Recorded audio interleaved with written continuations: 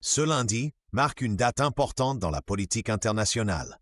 Emmanuel Macron se rend à Washington pour une rencontre décisive avec Donald Trump. Objectif? Éviter une escalade des tensions commerciales entre la France et les États-Unis. Mais les défis qui l'attendent sont nombreux. Premier élément sur la table, la menace américaine de droits de douane sur des produits français emblématiques comme le champagne ou le fromage.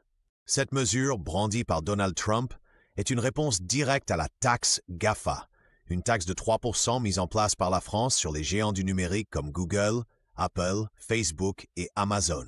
Une taxe justifiée par Paris comme une manière d'instaurer une fiscalité équitable à l'ère numérique.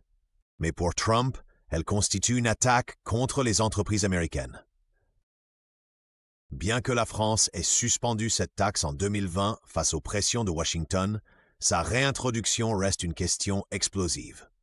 Le contexte économique rend cette rencontre d'autant plus critique.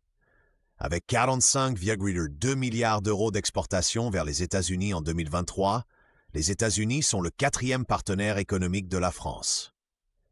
Une guerre commerciale serait un coup dur pour les entreprises françaises. Macron l'a lui-même souligné. Entre alliés, on ne peut pas faire souffrir l'autre avec des tarifs douaniers.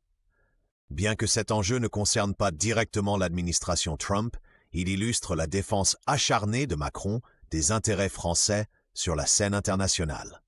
Le défi est immense, mais les enjeux sont cruciaux. Aucune des deux économies ne peut se permettre une guerre commerciale.